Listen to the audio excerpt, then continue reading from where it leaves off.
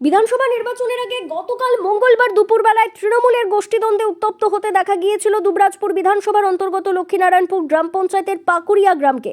তৃণমূলের দুই গোষ্ঠীর লড়াইয়ে গ্রামে মুড়িমুড়কির মতো বোমাবাজি হয়, এমনকি গুলি চলে বলে অভিযোগ।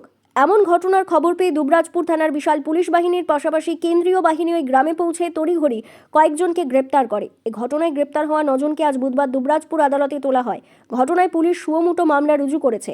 এই ঘটনায় 26 জনের নামে অভিযোগ রয়েছে। এছাড়াও আরও 40-50 জনকে একে অপরের বিরুদ্ধে আক্রমণ করে বলে অভিযোগ। আজ যাতে দুবরাজপুর আদালতে তোলা হয় তাদের 14 দিনের জেল হেফাজতের নির্দেশ দিয়েছে আদালত। 10ই এপ্রিল তদন্তকারী অফিসারকে তদন্তের রিপোর্ট জমা দেওয়ার নির্দেশ দেওয়া হয়েছে। পুরো ঘটনার বিষয়ে আইনজীবী রাজেন্দ্র প্রসাদ দে যা জানিয়েছেন শুনে নেব।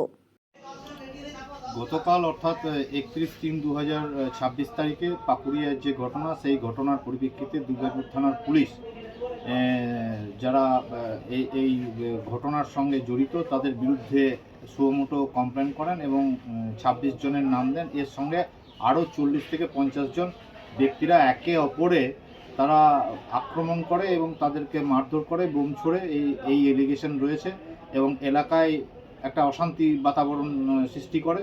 হ্যাঁ, এই ধরনের মামলায় একটা অভিযোগ জমা পড়ে এবং জমা পড়াতে পুলিশ 191, 191(3), 190, 288, 115 সাবসেকশন 2, 117 সাবসেকশন 2, 109 এবং 9B2 এক্সপ্লোসিভ অ্যাক্ট এই সেকশনে মামলা স্টার্ট করে এবং ইনভেস্টিগেশন শুরু করেন।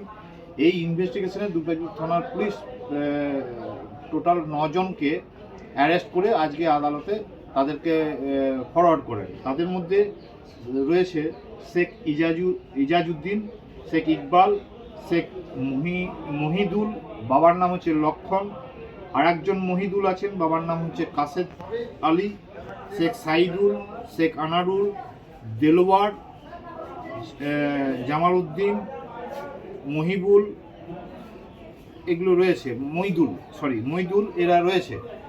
এদেরকে অ্যারেস্ট করে পাঠালে আদালত সমস্ত দিক বিচার বিবেচনা করে তাদের যে বেল পেয়ার সেটাকে রিজেক্ট করেন এবং এদেরকে 14 দিনের জেল হেফাজতের জন্য নির্দেশ দেন এবং সেই সঙ্গে তদন্তকারী অফিসারকে 10/4/2026 তারিখে তার তদন্তের রিপোর্ট চেয়ে পাঠান আদালত। অন্যদিকে এই ঘটনার পর আজও গ্রাম থমথমে রয়েছে এবং পুলিশের নজরদারি চলছে।